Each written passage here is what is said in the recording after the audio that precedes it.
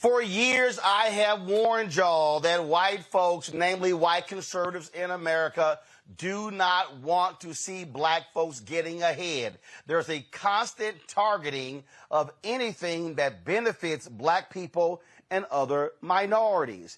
Ed Blum, a white conservative out of Texas, has been on the warpath challenging anything in this country that he deems discriminatory and he calls race-based. He was the guy behind the affirmative action case that the Supreme Court decided that outlawed affirmative action in the use of college admissions.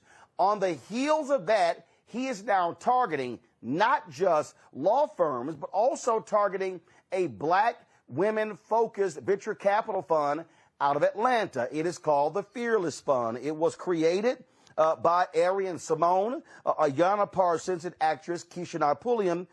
Their goal is to award $20,000 grants, $20,000 in grants, digital tools, and mentorship opportunities for black women entrepreneurs in partnership with Mastercard. Now keep in mind, y'all, in the venture capital space, okay, less than 2% goes to black people.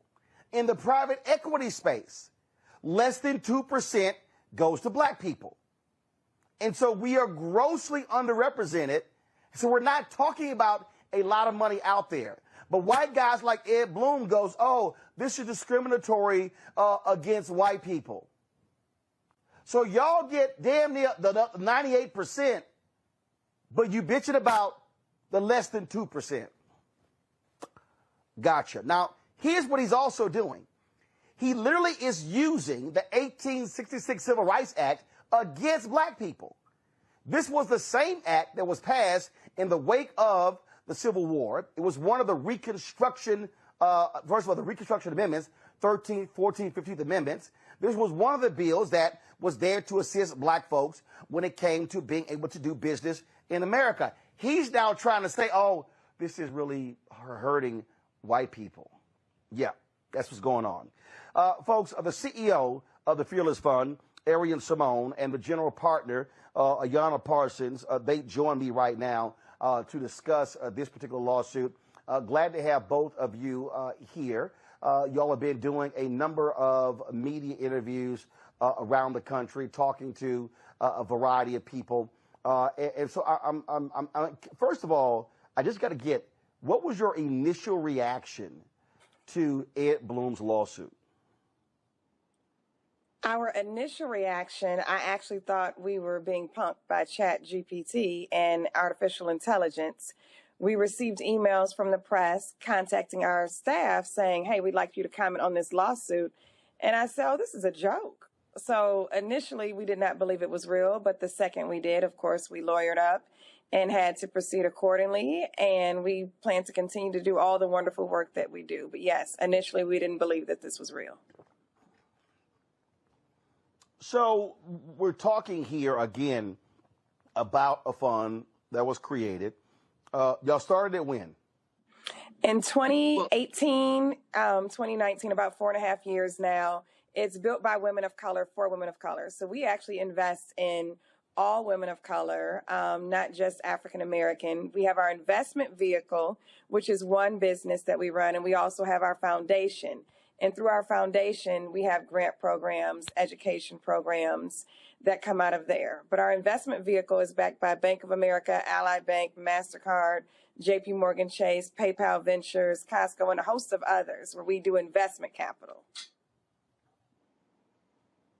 And Roland, I just might add that yeah, go ahead. 4 years, we have invested more than $26 million in over 40 companies.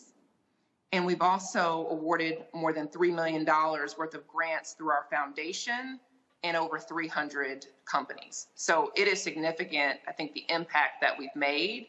And it's just a small dent that we put in the ecosystem. Well, and that's the point I want to make right there, because and again, I'm not trying to diminish. You said 26 million and 4 million, correct? 26 million and 3 million. That's right. Gotcha. 26 million, 26 million, 3 million. So it's 29 million. And so I'm not trying to diminish that. But I need the public to understand how much money we're talking about total that goes out in the venture capital world. What's that number? Last year of 2022, over $280 billion. And we work in a $62 trillion. Okay, hold on. Both talking at the same time. Simone first, go ahead. In 2022, over $280 billion was deployed in venture capital. Women of color saw only 0.39% of that. In the industry we work in of PE and VC, it's a $62 trillion industry. And see, that right there, Arian, is the point I want to focus on. We're talking $280 billion. And you gave the number for black women. If you throw in black men, we still won't even get to 1.5% total. But the goal here is, well, the Ed Blums of the world is to specifically even shut down these avenues because, and I'll be honest with you, I don't really believe, Arian, I don't believe that y'all are actually his target. I believe the companies who you work with are his targets, and that's what they are trying to go after. I can definitely say that this lawsuit is not about us. It is, and I'll let Ayana go ahead, but it's not about us. It's about an attack on our economic freedom and our economic progress. Go ahead, Ayana. No, you're absolutely right. Roland, this is so much bigger than us. I mean, he's come after higher education. He's come after venture capital, but he's going after employment. He's going after DEI in the corporate sector. He's going after internship programs, scholarship programs. In fact, he may be going after our HBCUs. So this is so much bigger than us. And he's already instilled the fear. The fear, when the lawsuit was filed right after the SBA 8A program, it is halted. So you're looking at minority grant programs halted. You're looking at minority certifications halted. It's all on pause, and it's a fear tactic. So no, it's not an attack on us at all. Well, on the federal level, what they're doing is they, first of all, are trying to determine the impact of a Supreme Court affirmative action decision in these other areas. Now, to me, that's stupid because that decision was specific to colleges and universities. And so, and what they're trying to do, what the Blum is trying to do, the Stephen Millers of the world they're trying to do, they've already tried to go to Kellogg, 16 Republican attorneys generals sent letters to about 100 different companies. They've sent letters to law firms as well. And so, yeah, they want to go after all of them. And I gave a speech the other day to the Business Council in Milwaukee. And I said, this is the moment where we are going to need to see if white corporate executives are real allies. If these white corporate executives are going to look the Ed Blums of the world in the eye and say, y'all can go to hell. We are doing these programs. This is not public dollars here. We're not talking about, so we're dealing with companies who can create such programs. They want to go after the entire ecosystem that has created, and it's not like it's been great, but has created the opportunity for African Americans to be able to participate in fellowships, in scholarships, in colleges, in being able to be entrepreneurs, and they don't even like that. That's right. I mean, this is about economic freedom and opportunity, and you shut off that access like Ed Blum is trying to do and intimidate us. It has resounding effects and impacts for generations to come. And that's why, as we talked at the March on Washington this past weekend, that it is truly a state of emergency, and we need everyone to understand how much bigger this is than the Fearless Fund. I'm curious. I'm curious to know because I'm always about who's standing. So, Arian, I'll start with you. I'm curious to know. Black Economic Alliance? Executive Leadership Council, these other different groups, have they reached out to y'all? Are they saying, hey, we're going to be standing 10 toes down with y'all? Are you receiving phone calls? Are you receiving emails from other groups who are saying, we are not going to let them go after you alone? We're standing with you. Is that happening? Yes, we've received many phone calls, many emails, many people who are standing in solidarity with us. You will see more mobilization coming soon, but many people have definitely come to say, we support you and we stand with you on this issue. Even as of recent, Forbes reported about how 70 venture capital firms came together and said, you know what, we stand with the Fearless Fund. We don't think that this is right. We are in solidarity with them, and many others are coming to the table as well, too. So that has definitely been a blessing, and we are grateful for all of them. And a lot of people have also signed our petition at www.fearlessfreedomnow.org, and they've reached out through our website as well to join the fight.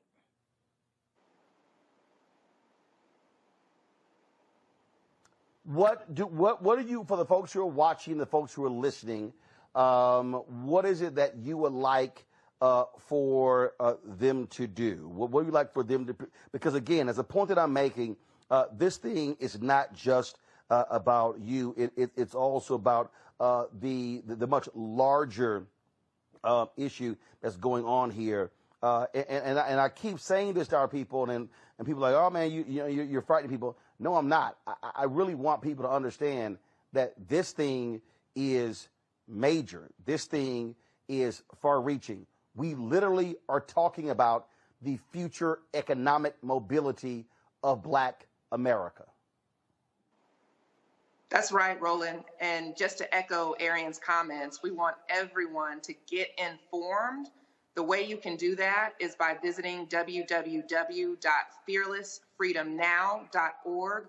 We have plenty of information there so that you can go online, get informed, stand in solidarity with us, support us as a fund, because the worst thing that can happen is that we lose this case and it has lasting implications. But as we have shared before, we're not scared, we're fearless, and we will prevail in this fight. Hold tight 1 second. I'm going to a break. We come back. A couple of my panelists, they've got questions. Folks, we're talking to the leaders of the Fearless Fund, a fund out of Atlanta that focuses on Black women and people of color in the venture capital world. They are under legal assault from white conservatives like Ed Blum, who's trying to use a civil rights law of 1866 that was put in place to help Black people. He's now trying to actually use this against Black people. Dr. Larry Walker joins us on the show today. He, of course, is a professor, assistant professor, University of Central Florida. Michael Imhotep, host of the African History Network show out of Detroit. Larry, your question first for our two guests with the Fearless Fund. Yeah, sure. Thank you, Roland. I've seen you talked about obviously the importance of being on this show, this platform, and you've been on a number of different platforms over the last couple of days. And I want you to talk about the importance of letting, the Black community know about what the work you do and the assault that, Roland and you highlighted, how important it is to get the word out to the Black community in terms of the importance of your work and what could happen based on this lawsuit. Oh, it's a state of emergency. The Black community definitely needs to be aware of the work that we do for multiple reasons. First, our industry is 92% white male. There are very few Black female and male investors in the venture capital space. We need more people of color, more Black people as investors, because we do believe that if we can diversify the investors, we can actually even diversify the investments. So just from an industry speaking standpoint, it is crucial for people to know about this type of work in general and the industry. Regarding, of course, this attack and this lawsuit, this is a state of an emergency. This sets precedent for what is to come depending on the outcome of this case. That's how serious this is. This can have long-lasting generational effects if we don't get a hold of this right now and stop this. Michael. All right, Arian and Ayana. Thanks for coming on, sharing this information.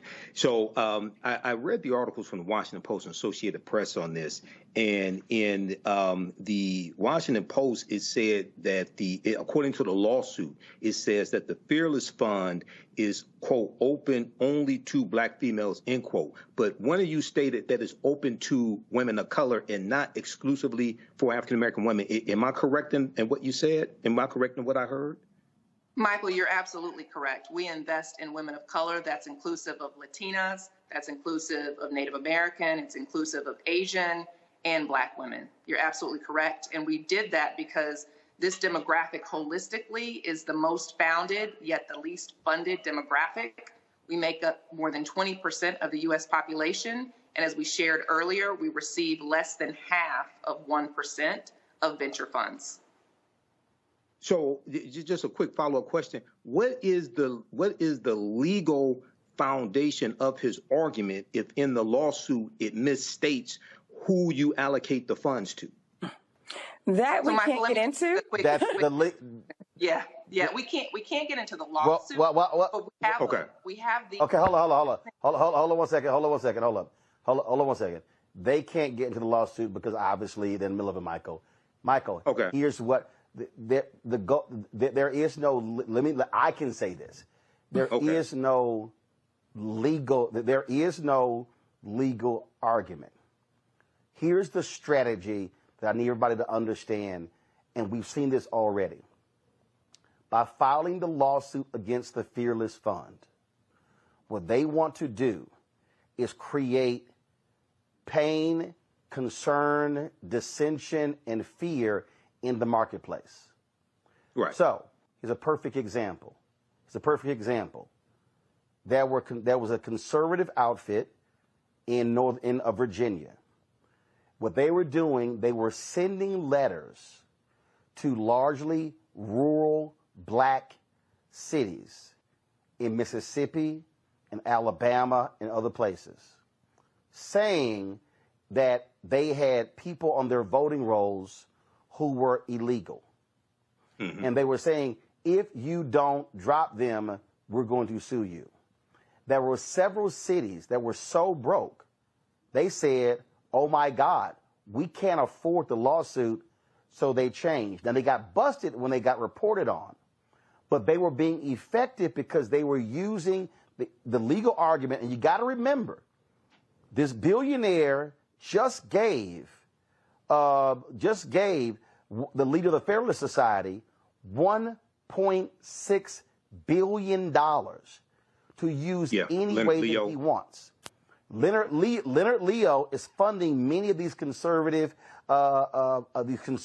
efforts, and so the strategy, and I'll let them speak in a second. But the strategy is not to actually win a lawsuit. The strategy is, by the fear of the lawsuit, is to cause people to literally stop and end any such programs in their place right now. That's the legal strategy. Go right ahead, Arian or Ayana. Well, I think you pretty much said it best, or summed it up rather. This is not an attack on us. It's definitely to instill fear. I think that's the best way to sum it up. Of course, we can't get into the logistics of the lawsuit, but just by the filing suit on us, people have already started to adjust their programs, which is unfortunate. And it's just out of fear. They're not even being sued. They're just changing just because. And I'm like, oh, no, you need to stand up for what you believe in and what your programs are designed to do. They wouldn't exist if the disparities didn't exist. So they have to continue. That's right. And I know these are friends and these are clients, but I'm just going to say to the both of you, any of these companies that are all of a sudden getting skittish or pressing the pause button or changing as a result, please let us know, because here's the thing.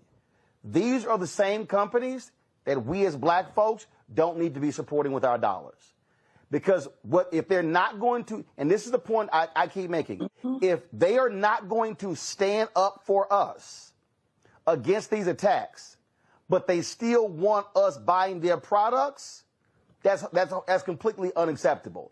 And this is the moment. Black folks have been fighting this fight forever, but this is the moment for white people, so-called allies, to stand with us and say, we are going to fight tooth and nail against every single one of these efforts, just like the white military leaders stood up and wrote letters to the Supreme Court and said diversity is in the national interest of the military. And that is why in that very affirmative action ruling, the Supreme Court said that it did not apply to the military academies because it's in the national interest.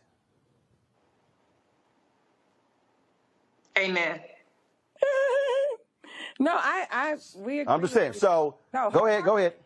We definitely agree with you wholeheartedly. Luckily, in our case, though, and this may be just an outlier, our investors are definitely continuing to invest. Our investors are definitely continuing to support. So we are in a position where those companies are definitely standing by this and their work. They are going to continue to do this work with us. But in the event there are any that are not, we have no problem letting you know. Yeah, and I think what I would just add to that, Roland, is it's such an important point that you make, because we saw the whole racial reckoning in our country in the wake of George Floyd and Breonna Taylor's murders and Ahmaud Arbery and all of these corporate commitments that were made. To Arian's point, luckily, our investors have stood beside us in this, but there are so many corporations that made these commitments and they need to follow through. Well, Congresswoman Ayana Parsons, who we're going to have on the show soon, she actually has been pressing that issue as well. We've been saying the exact same thing. We've been pushing that. And again, look, we all know how these things work. Again, and it happens a whole lot.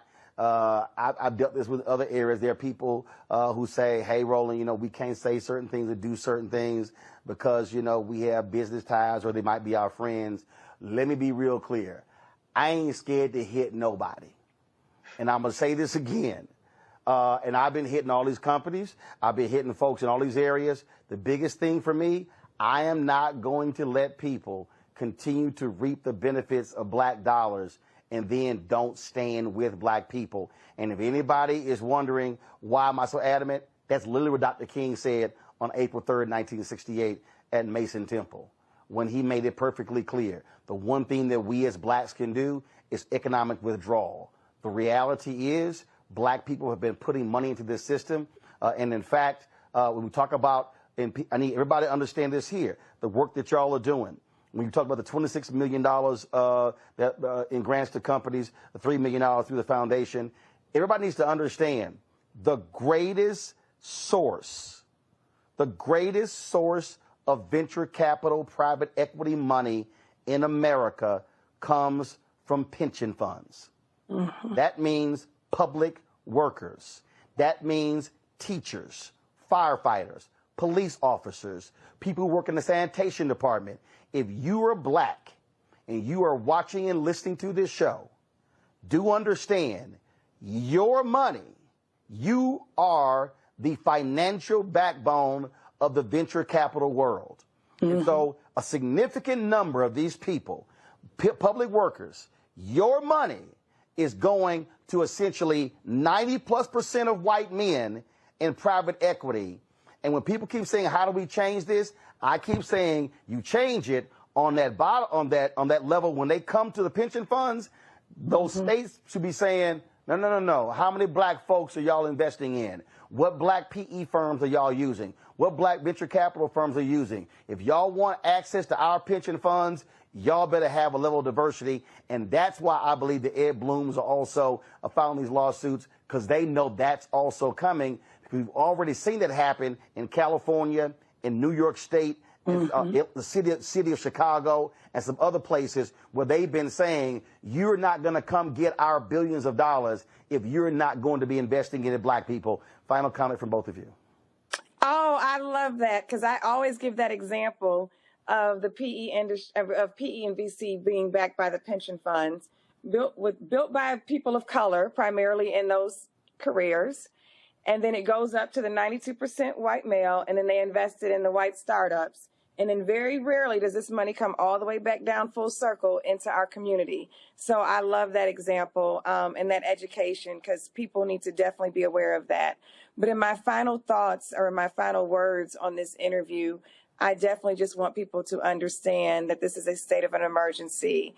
Please sign the petition. We would love your data. We need to mobilize behind this, and we need to stop this in its tracks. The only other thing I would add to that is that I just want our people to know that entrepreneurship is the pathway to economic freedom. And what Ed Blum is trying to do is he is trying to dismantle our economic freedom. Stock market won't do it. Home ownership won't do it. Entrepreneurship is the way to wealth creation, and that is why the Fearless Fund exists. So visit www.fearlessfreedomnow.org to join in our fight. Thank you so much, Roland, for having us. All right. Keep us abreast of what happens, and we will stay the course as well. We appreciate it. Thanks a lot. Thank you. Thank you. All right, folks, going to go to a break. We're going to come back, and we're going to talk more about this. All right, folks, welcome back to the show. Larry and Michael, they're on our panel today. Michael, I'll start here with you. I'm really trying to get people, when you start talking about numbers, okay, when you heard those sisters talk about less than 0.5% of the VC money go to black women, total less than 2% go to black people, period. Federal government spends $560 billion a year on contracts. Black people get 1.67%. $322 billion a year is spent in the advertising space, or will be spent in 2023. 1% goes to black-owned media. We can walk this thing through states. Some are better than others. But the reality is, when you go to pull up any of these states, when it comes to the money, it's typically 0.5, 1, no more than 2%, maybe 3%. So what white folks like Ed Blum and Stephen Miller, what they have done, they got these other white folks running around here thinking, oh my God, they're getting all the money, they're getting all these resources. Look at all of these programs for them. Well, let's be real clear. The reason you have these programs for black people and other people of color is because white folks have frozen us out of the process. Hell, I don't know anybody black who would like to say, do we have to have a black fellowship program? Well, sure. How about if we don't have it? White folks, if you don't block us from the programs, no need to create something separate. That's why these initiatives were created, because of white racism and Jim Crow. Absolutely, Roland. And I hear people make those types of comments when we have these type of discussions. And what you have here is that African Americans in general have largely been miseducated when it comes to money, miseducated when it comes to business, as well as history. Because some of those same people, their answer to everything is give us reparations, but they don't know how to make legal arguments for reparations. Okay, so a couple quick things here. One, I'm glad you mentioned pension funds. Okay, because and one of the examples I give when I teach is in 2017, in June of 2017 in New York City, the city employees in New York City divested $48 million in pension funds that they found out were invested in 3 privatized prisons.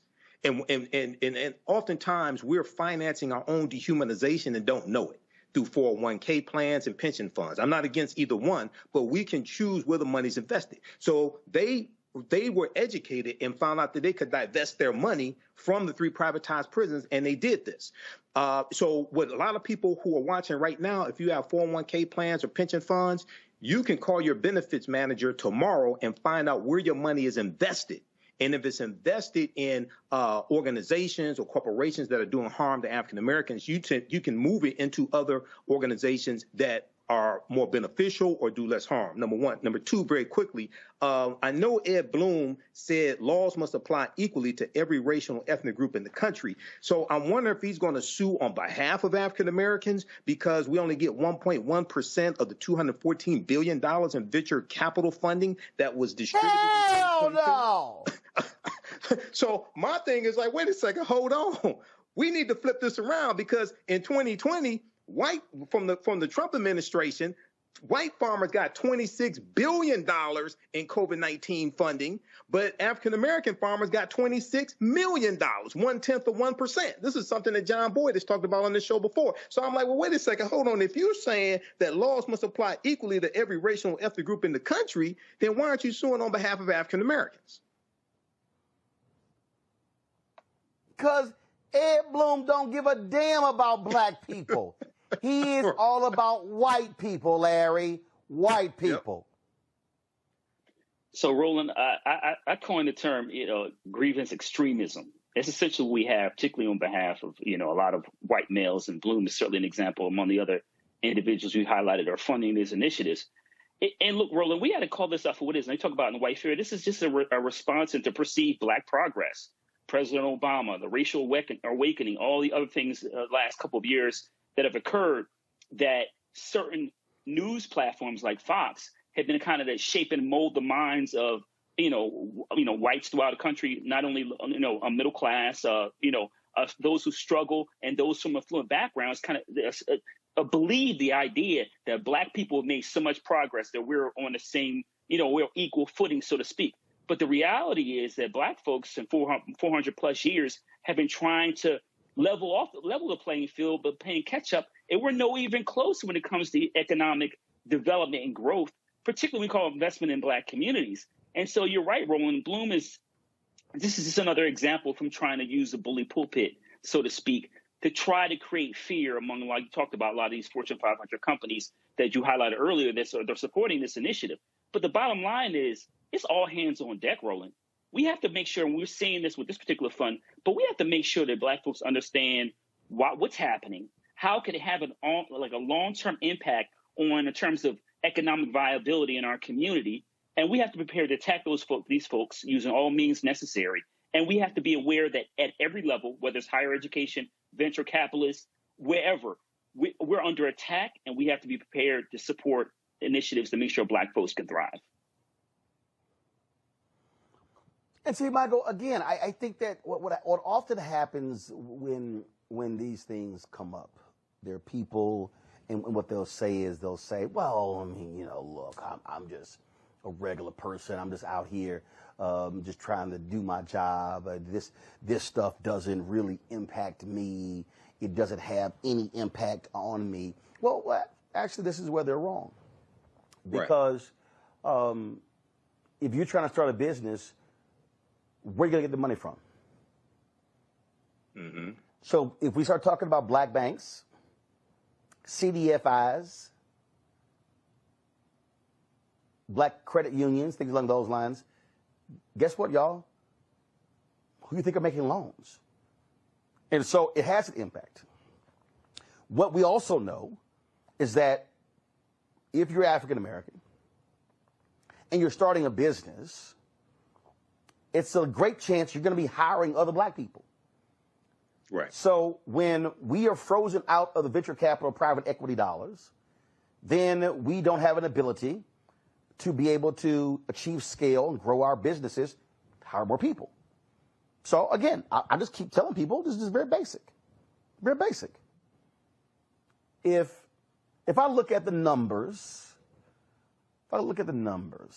right now. So let's say we here at Black Star Network, say we do $3.5, maybe $4 million this year. Got about 15 people. If all of a sudden we start getting real advertising contracts, let's say go to $50 million in revenue. Let's say we grow the business and we go out and we hire 50, 60, 70, 75 people. Let's say 75 people. That's 60 more people right now. That's 60 more people with families, individuals who are now going to be able to get paid, buy homes, send kids to college. And so that is what Ed Blum is attacking. And so when you start attacking black economic creation, black wealth creation, or creating the ability to start companies, then you are impacting every single black person, top to bottom, from employee to spouse to children to nieces and nephews, and you're impacting the black institutions that those individuals can then contribute to. So that means that they're HBCU graduates, and we have the ability to hire them. They now are making the means to give back to their schools, to give back to black organizations, to give back to the building the black community. That's why I need people to understand that they are attacking what is literally has created and funded the entire black ecosystem, and they want to bring that down. That is their strategy. Absolutely, Roland. And this goes back to our dear sister, who's now an ancestor, Dr. Frances Cress Welsing, who I knew and interviewed on the African History Network show. She said, if you do not understand European white supremacy and racism, what it is and how it works, everything else that you think that you understand will totally confuse you. Most of us have never really been educated on what you're explaining, what you're breaking down. I'm a historian, degree in business administration. I totally understand this. I've managed African-American owned companies and we had numerous employees, okay? 95% of African-American owned businesses only have one employee. So a lot of our people have never been taught this. But very quickly here, back a few years ago, you hosted something called the State of Black America. And you had Reverend Al Sharpton, you had Susan from Essence, and you had Susan Taylor from Essence and Dr. Michael Eric Dyson. In that same year, I think it may have been about 20. Yeah, that was in Indianapolis. Yeah, in Indianapolis. Yep. Okay, and you broadcasted it here on your network. Now that same year, Reverend Al Sharpton had an initiative with National Action Network to educate African Americans about their pension fund dollars and where their pension fund dollars were being invested. And one of the things he was explaining is that money managers will loan our pension fund dollars to white business developers. Those white business developers will take our pension fund dollars, come into our communities, develop our communities, and gentrify us out of our own communities. So once again, this is going back to how we really have not been taught how we finance our own dehumanization. So we have to understand how this system works all together. So this can go to real economic empowerment as opposed to us just being sold entrepreneurship classes that benefit the person who's teaching the entrepreneurship class. You know, Larry, I mean, the thing that sort of irks me is when I hear people go, man, Biden-Harris ain't done nothing for black people. But they turn around and turn around and go, man, we need to buy land. Donald Trump didn't give a damn about no money going to black farmers and Hispanic farmers. That was passed under Biden-Harris and by Congress. That's trying to save black institutions. Mm-hmm. Who are the people funding Ed Blum? White Republicans. Who's funding Leonard Leo? White Republicans. Who are the people who are giving lavish gifts to Clarence Thomas so he can vote their way in the Supreme Court? White Republicans. The very same white Republicans are supporting the white Republican politicians who are trying to screw us over in state legislatures and Congress. So when I hear black people, like that fool who stopped me at Dave Chappelle's show in New York, man, you need to be telling our folk to vote Republican. Why in the hell am I going to tell our people to vote for our oppressors? Now, let me be real clear. I'm in no way saying that Democrats have been perfect, have been amazing, and oh my God, but I'm being very clear. The very people who are funding Ed Blum's lawsuit against the Fearless Fund, who funded his affirmative action lawsuit, are the very same people funding Greg Abbott and Ron DeSantis and Donald Trump and Tim Scott and Nikki Haley and Kevin McCarthy and Mitch McConnell and Marjorie Taylor Greene and Lauren Boebert and Paul Gosar and Jim Jordan, the Republicans in North Carolina, the legislature in Tennessee, the legislature in Florida, the governor of Alabama, Kay Ivey, Tate Reeves, the governor of Mississippi, Sarah Huckabee Sanders, the governor of Arkansas. We could go on and on and on. It's the exact same people. And this, Larry, is a direct assault on the future viability, the future economic and educational viability of black people. Whether your ass is black, African American, your ass call yourself FBA, ADOS, I don't care what you call it, these people these billionaires are funding the direct attacks on black people and our children and our children's children.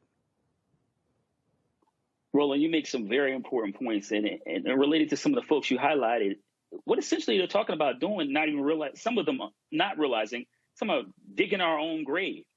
And it's really important that folks understand, you highlighted some really key points in terms of particularly legislators in various states. I'm certainly now, currently in the belly of the beast, so to speak, but it's really important that folks understand these are anti-black policies. And it's not, like I said a few minutes ago, it's not you. And these folks are thinking strategically. They're thinking generational. Just like with the Roe v. Wade, fight for Roe v. Wade the last couple of decades, Republicans spent decades leading up to the moment where they had put the right justices in place to overturn Roe v. Wade. So we have to make sure that Blum and folks in various, states, you talk about Texas, certainly Florida, Mississippi, Alabama, et cetera, all these other jurisdictions throughout the United States. Once again, this all-out assault on, kneecapping black folks economically, making sure that all people don't have the opportunity to learn about African-American history, particularly when we talk about issues relating to Jim Crow and how black folks, were enslaved. They also don't want to talk about in terms of what it means for this country, a democracy, to continue for hundreds of years to limit the opportunities that black folks have to make sure they can actually live what they call, quote unquote, the American dream.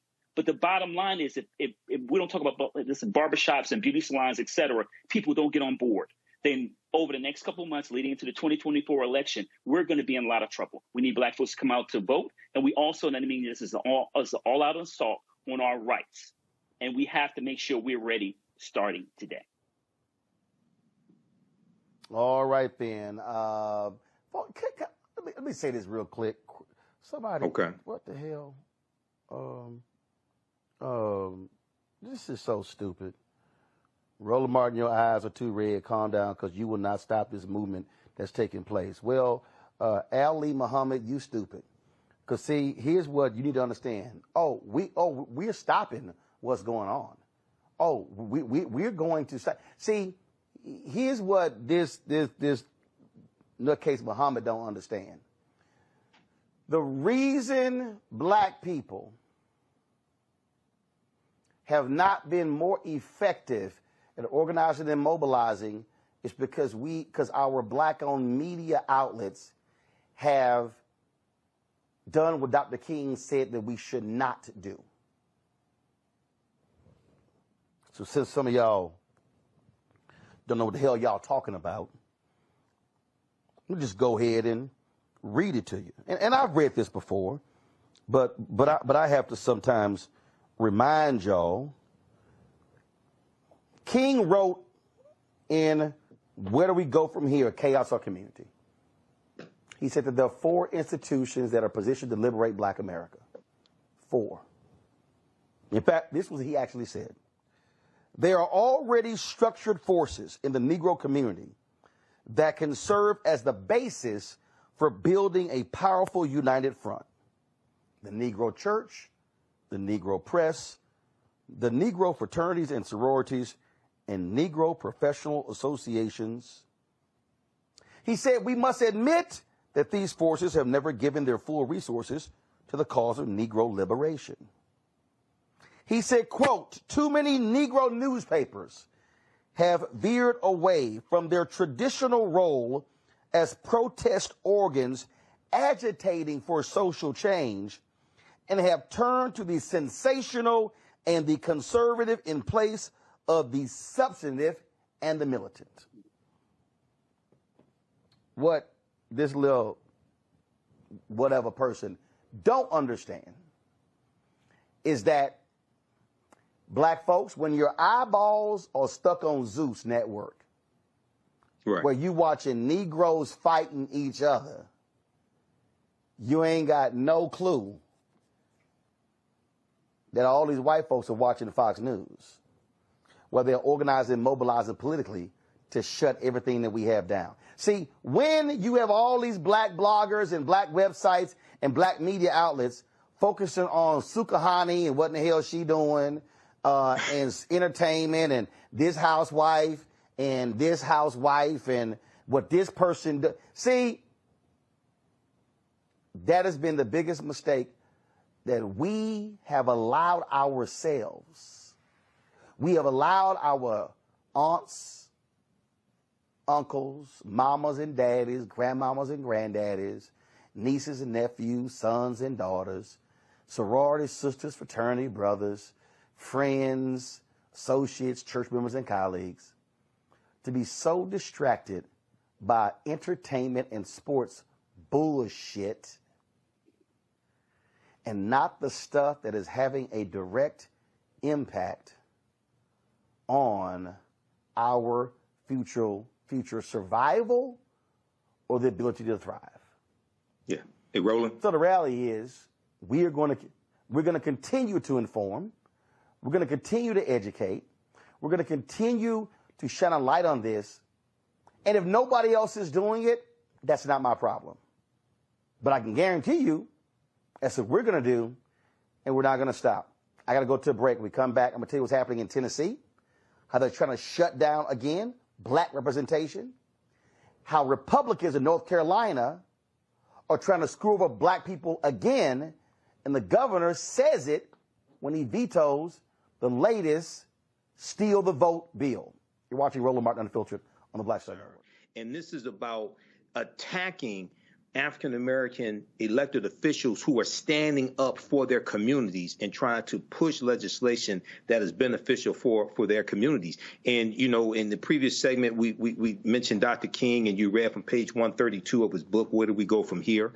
Chaos or Community. But also, April 3rd, 1968, Dr. King talked about we have to always anchor our external direct action with the power of economic withdrawal. And what's missing here, and this ties into when you named all the Republicans who were financed by the Republican billionaires, the top 3, 4, 5 corporations that are financing the Republicans in Tennessee, Jim Jordan, all these other Republicans, Kevin McCarthy, there has to be nationwide economic boycotts of those 3, 4, 5 top corporations, okay, to redistribute the pain through targeted, sustained economic withdrawal strategies, which is what Dr. King preached. Okay, so yes, vote them out, but the election is not till November 2024. Okay, we can vote with our dollars, and that when you put economic pressure on those corporations that put these Republicans in place, you can better push your agenda, because they're going to pick up the phone when they're losing too much money. These corporations, they're going to pick up the phone and tell them, look, you need to vote this way, because they tell them to vote the other way that's beneficial to the people who are paying them. So we have to understand how all this works. Also, if you like this type of information, be sure to visit our website, theafricanhistorynetwork.com, theafricanhistorynetwork.com.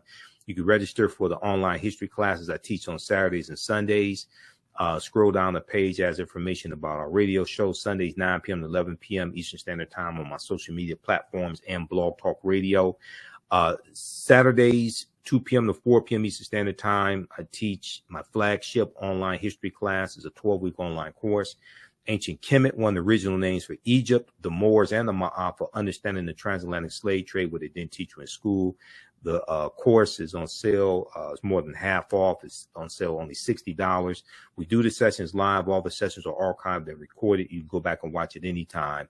I do a PowerPoint presentation with book references. There's 15 books every reference, 80 to 100 articles. We have video clips.